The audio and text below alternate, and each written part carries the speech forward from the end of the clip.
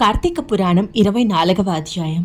ఓ అగస్య, కార్తీక వ్రతం మీద ఆసక్తి బుద్ధి ఎవరికి ఉంటుందో వారికి కార్తీక మాసమంతా వ్రతం ఆచరించిన ఫలితం హరిబోధిని ద్వాదశి వలన కలుగుతుంది. సకల తీర్థ స్నానం వలన ఎంత ఫలితం కలుగుతుందో అంత ఫలితం ద్వాదశి వ్రతం వల్ల కలుగుతుంది. అన్ని రకాల యజ్ఞాలు చేయటం వల్ల ఎంత ఫలితం ఉంటుందో అంత ఫలితం హరిబోధిని ద్వాదశి వలన కలుగుతుంది. గోవిందుని మీద భక్తితో ఏకాదశి చేస్తే ఎంత ఫలితం వస్తుందో అంతకంటే ఎక్కువ ఫలం ద్వాదశి వల్ల కలుగుతుంది. ద్వాదశి నాడు చేసిన పుణ్యం కోటి ఎడంగులు హెచ్చు అవుతుంది.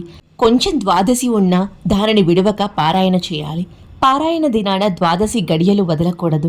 అగస్య మునీంద్ర, పూర్వం మహాభక్తుడైన అంబరీషుడనే రాజు ద్వాదశి పారాయణ విడవకుండా చేసేవాడు.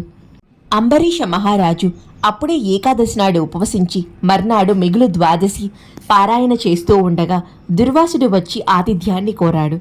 అప్పుడు అంబరీషుడు, స్వామి, ద్వాదశి పారాయణ ఎక్కువ ఫలితాన్ని ఇస్తుంది కాబట్టి తొందరగా రండి అని ప్రార్థించాడు. దుర్వాసుడు ద్వాదశి గడియలు వెళ్లకుండా వస్తానని స్నానానికి వెళ్ళి రాలేదు. ఆనాడు పారాయణోచితమైన ద్వాదశి గడియలు తక్కువగా ఉన్నాయి.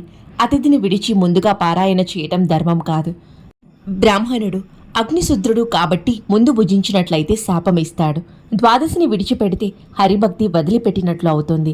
ఏకాదశి నాడు ఉపవసించి ద్వాదశి నాడు పారాయణ చేసినట్లయితే ఆ వ్రతం సార్థకమవుతుంది. పారాయణ కాలం ఉల్లంఘిస్తే పాపం సంభవిస్తుంది. హరివాసారం పుణ్యప్రదం అవటం వల్ల దాన్ని విడిచిపెట్టకూడదు.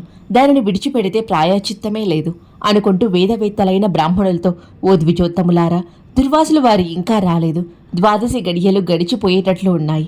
బ్రాహ్మణుని కంటే ముందు భుజించడం శ్రేయమో, ద్వాదశి పారాయణ అతిక్రమించుట శ్రేయమో నాకు బోధపడటం లేదు. దీనికి తగిన ఏర్పాట్లు చెయ్యండి అని అంబరీషుడు అడిగాడు. ధర్మజులైన బ్రాహ్మణులు ఏది మేలో ఏది కీడో బాగుగా యోచించి, రాజా, ద్వాదశికిని భోక్తకును అతిథికిని బ్రాహ్మణికిని అన్ని భూతాలకు పరమేశ్వరుడు అగ్ని రూపంలో గూఢంగా ఉన్నాడు. ఆకలిగా ఉన్నవాడు ప్రాణవాయువు అనుగ్రహం వలన జఠరాగ్ని మండుతూ ఉన్నప్పుడు 4 తెగలైన అన్నములను భుజిస్తూ ఉన్నాడు. అగ్ని వెంటనే ఆకలి పుడుతుంది. జఠరాగ్ని ప్రాణవాయువు వలన ప్రేరేపితమైనప్పుడే ఆకలి దప్పలు ఏర్పడతాయి. అందుచేత ప్రాణహితమైన అగ్ని సకల దేవతల చేత పూజింపబడుతూ ఉంటుంది.